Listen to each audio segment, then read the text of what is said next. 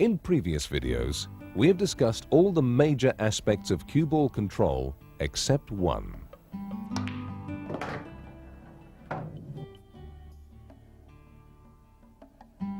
Unfortunately, the skill that we have yet to cover is without doubt the most difficult to learn, understand and accomplish in the game of pool: the use of side on the cue ball itself.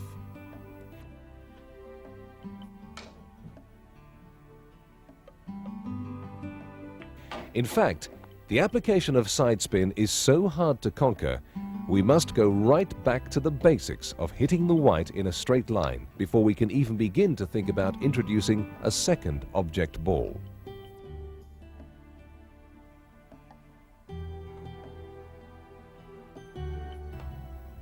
As before, with our beginners exercises, you must place the cue ball on the head spot and aim to bounce it off the center of the top cushion.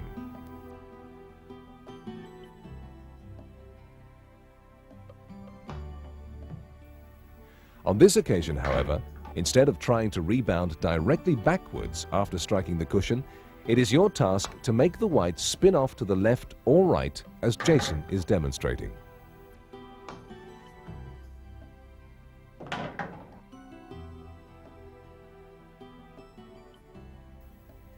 To achieve this particular effect, the professional has shifted his normal stance fractionally to the left in this instance and struck the cue ball just to the left of center.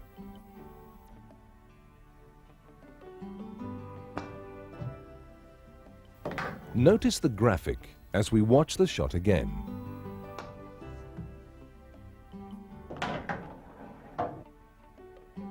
This advanced technique is known as applying left-hand side. To apply right-hand side, the principles are exactly the same, except, of course, you must take your stance marginally to the right and strike the white just right of center.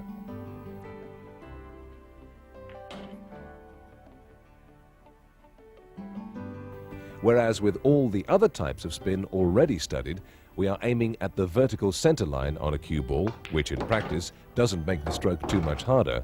When you begin to play with side spin and strike along the horizontal plane, the initial result is to push the white in the opposite direction from the side you are attempting to put on.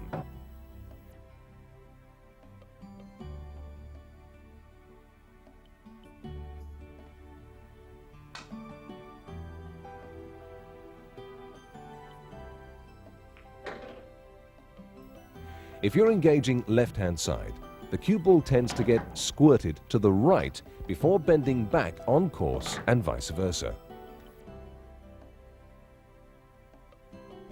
How then can we practice left and right-hand side? Well, to start with, place the cue ball on the bulk spot.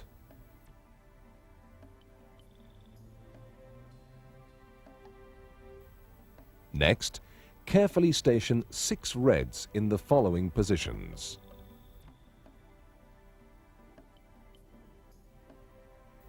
Four in the jaws of the center and top corner pockets, and the remaining 2 on the side cushions parallel to the white.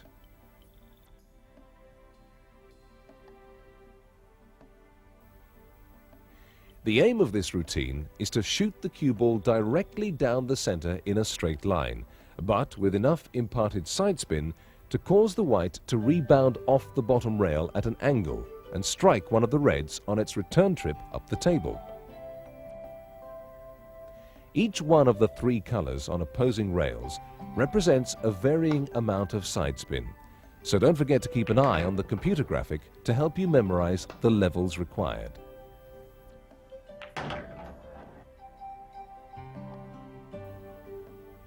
Initially, try to engage just enough spin to pop the reds hanging over the lips of the corner pockets, as Jason is demonstrating.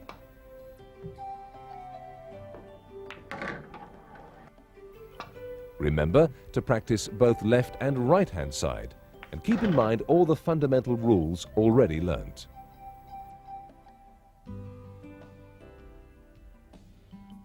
Just because you're reaching an advanced standard of pool playing It doesn't mean you're good enough to neglect the basics of stance, sighting, and cue action if you wish to progress even further.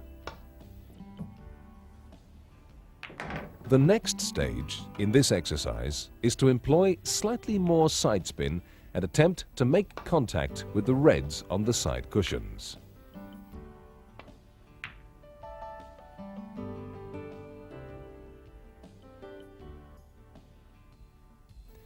It's no good to only achieve success once, which could be regarded as a fluke. You must be able to accomplish this particular stroke at least 3 times in a row before you can truly say that you have mastered and hopefully remembered the concept.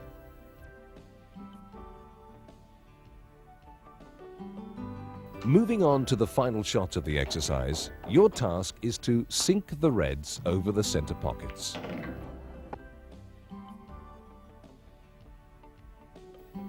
The adoption of maximum side is needed in order to generate enough spin on the cue ball to throw it off the cushion at such a wide angle.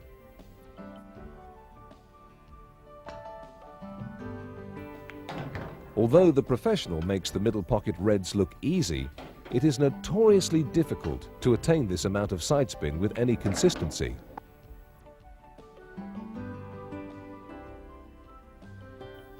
This next tip should help.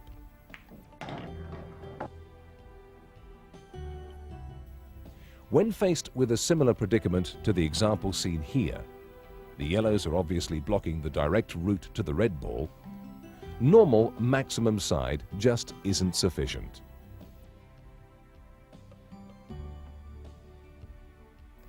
Greater spin is undoubtedly required.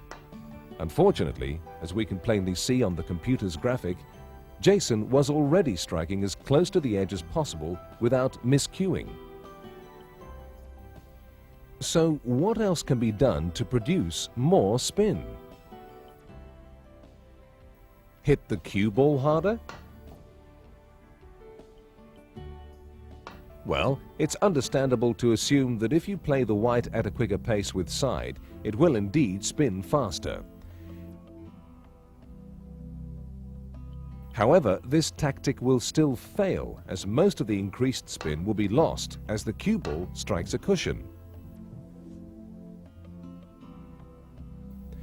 The reason for this, as we learnt with the art of doubling, is that at high speed the white effectively buries itself in the cushion rubber and the expected angle of deflection is reduced.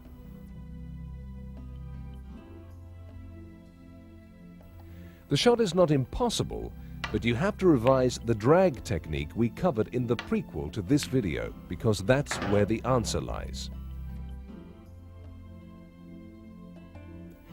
Remember how the drag shot allowed you to hit the white with a much firmer stroke, but by the time it struck the object ball, it was actually traveling fairly slowly? A similar strategy is also called for to solve this problem.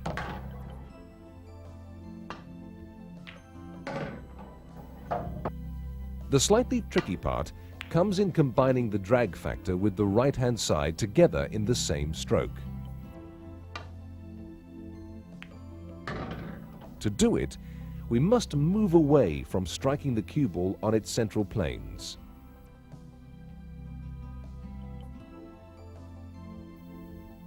Perhaps the best way to illustrate the technique is to once more watch the professional in action.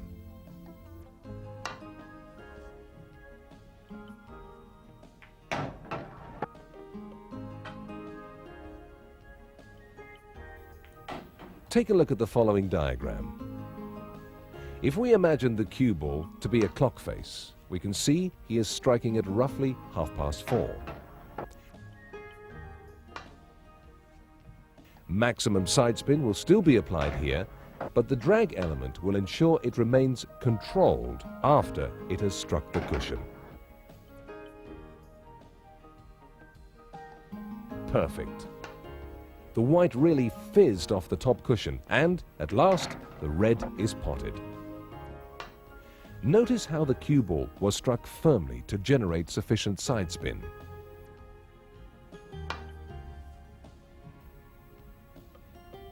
About 2/3 of the way up the table, the backspin wears off and the cue ball slides momentarily, before rolling forward at a slower pace. The powerful right-hand side remains undiminished, however, as the white collides with the end rail.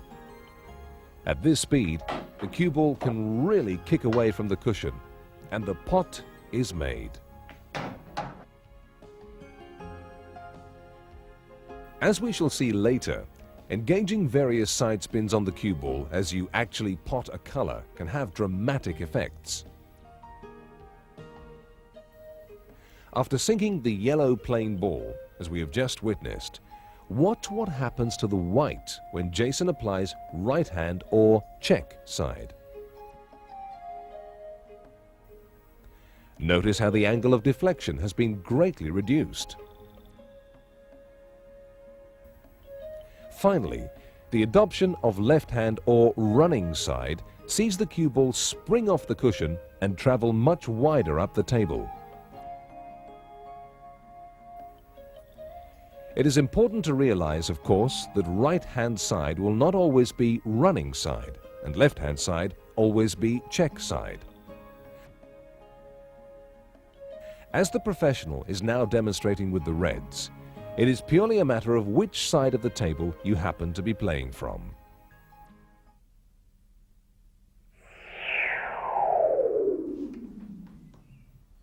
The previous side spin exercises should have given some indication of our next topic, positional play.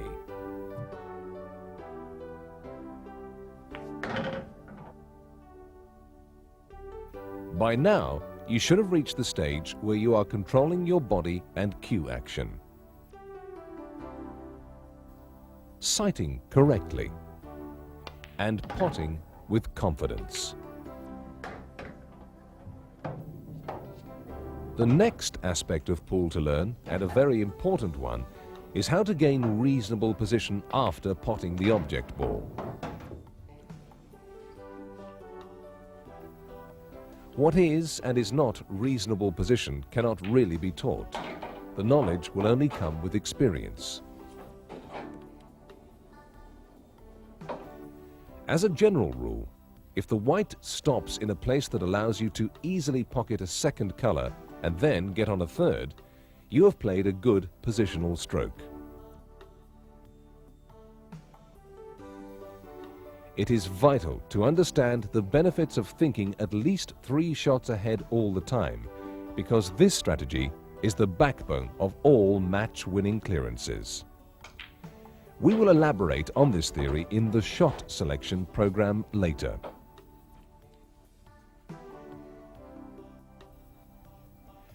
As we have already discussed, the key to playing a good positional shot in billiards lies mainly in where the white is struck, which in turn governs the degree of screw, side, or spin imparted.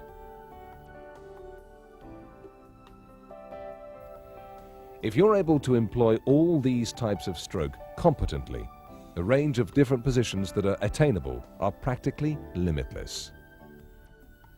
The 3 practice exercises we are about to cover should go a long way in explaining these multitude of options that are now within your capabilities.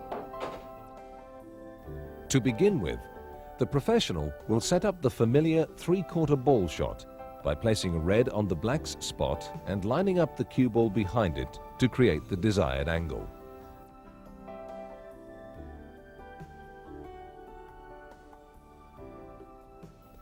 He will then pot it 5 times, each time imparting a different kind of action on the white in order to illustrate and compare the varying positions possible from the same situation.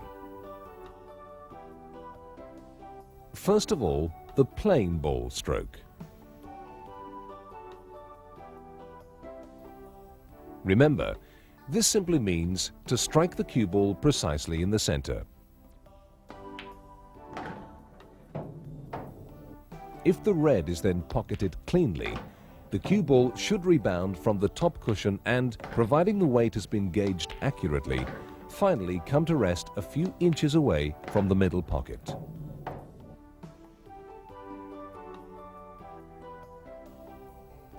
There is no additional spin instilled in the white with this type of stroke, So, theoretically, the cue ball will leave the top cushion at exactly the same angle of incidence. Next, Jason will execute the same stroke with top spin.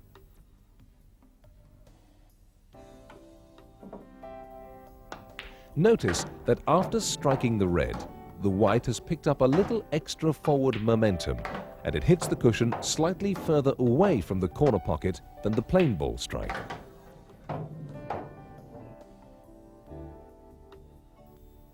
The angle of deflection is also narrowed marginally, and the additional pace injected into the cue ball carries it 6 inches or so further down the table.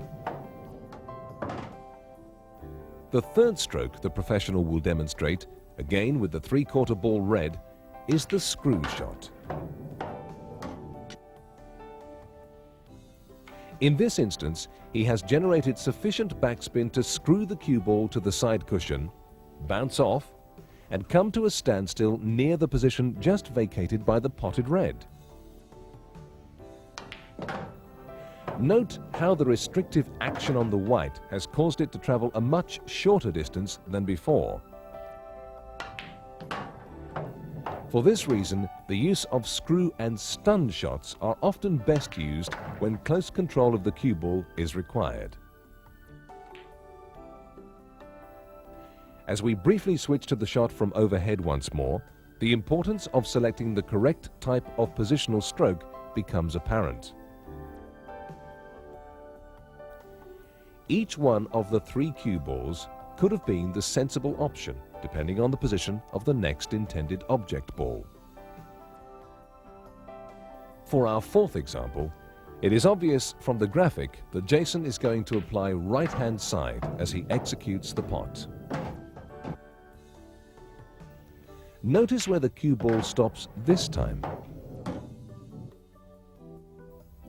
As we watch again from above, the white initially travels along a similar path to the plain ball, but as it strikes the cushion, the check side drastically alters the angle of deflection and reduces the pace in the shot.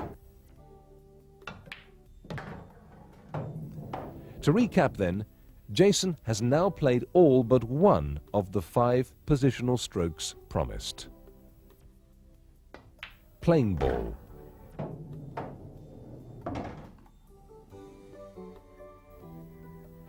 top spin,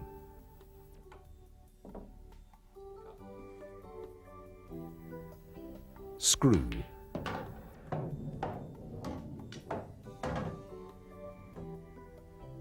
and right-hand side.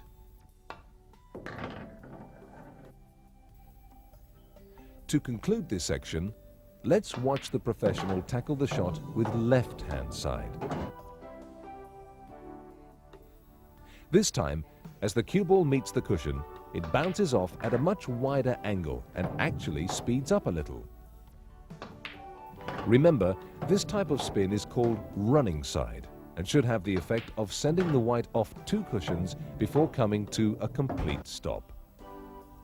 So there we have it, 5 positional options that are available when playing a 3/4 pot.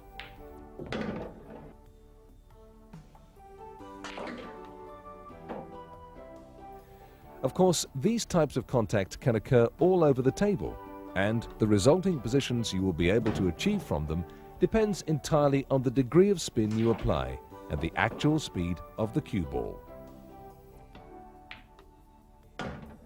The next range of shots to cover, as you have probably guessed, are the half-ball contacts. To set them up, you'll find that the white has to be moved further across the table than previously to create the necessary angle.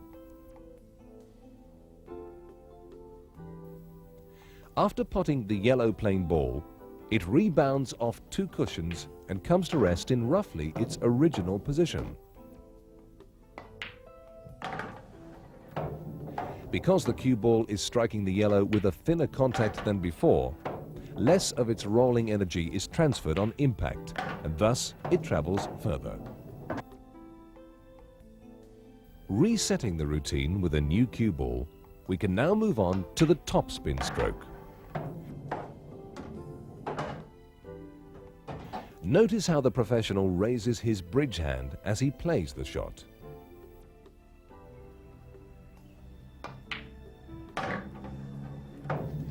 As we watch again from different camera angles, we can see, as anticipated, the additional topspin applied to the cue ball has caused it to strike the top cushion a fraction further away from the corner pocket than the plain ball, and hence roll a greater distance up the side rail before finally stopping.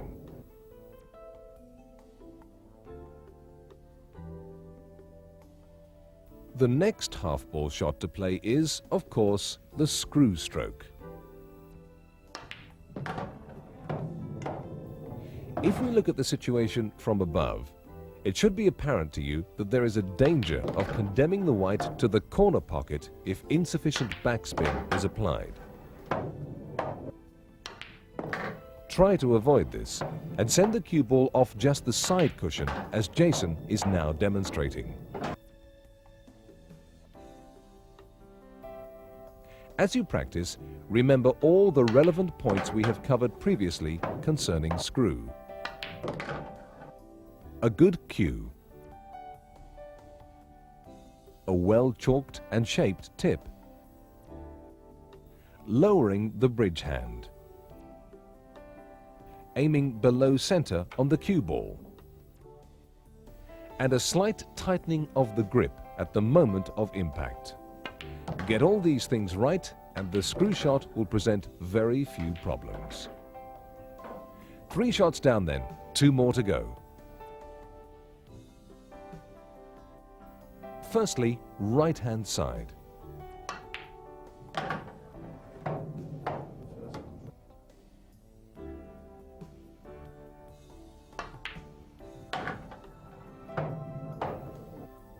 Again, from above. See how it checks the cue ball.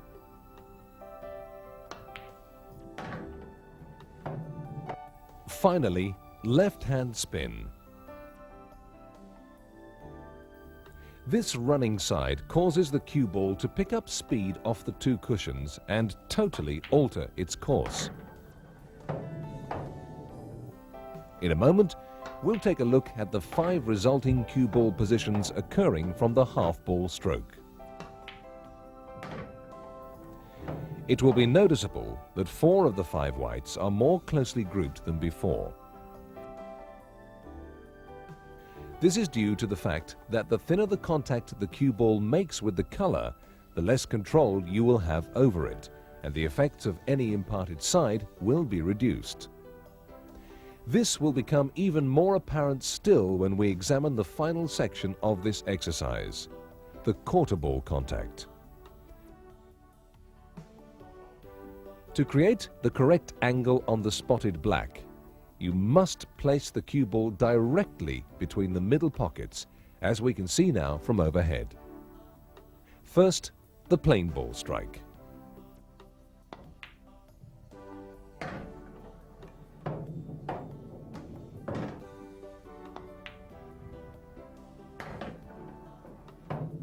And again from the high camera.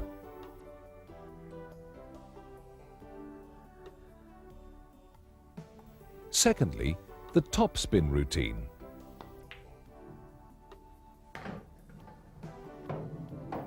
Because the quarter ball collision between white and black is relatively slight, the different effect applied topspin has on the outcome merely sees the cue ball drift a little further down the table.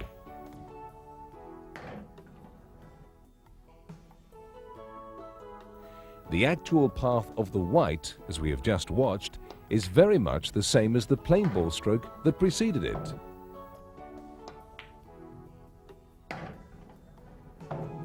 For the screw shot, unlike before, actually try to pot the white in the opposite corner pocket from the black.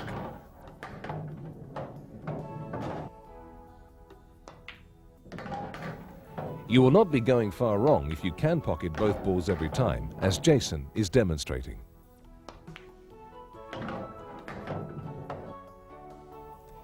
It might cost you in a match, but for now, it perfectly illustrates the desired stun action you must strive for.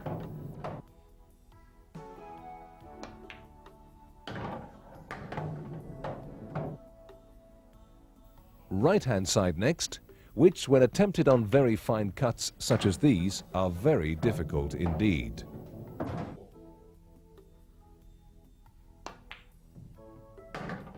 As expected, the engaged spin checks the angle and pace of the cue ball.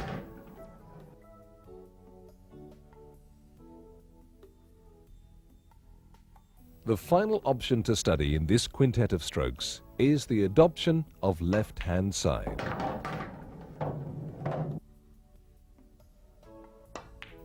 Surprisingly, this choice can often cause the white to be flicked off the black into the same corner bag as the screw shot.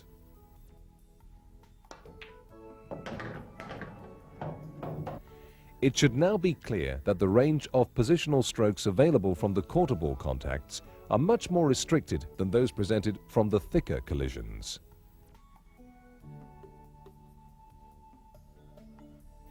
It is therefore a wise policy when playing positional strokes to try and leave yourself a fuller shot on the next ball if possible, as it offers a greater opportunity to gain reasonable position for the third and subsequent colours in the clearance.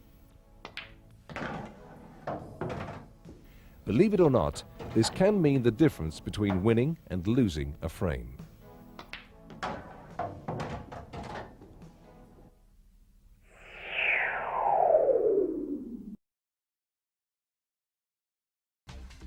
For further information on this unique range of cues, aluminium cases and accessories, please contact Blue Moon Leisure.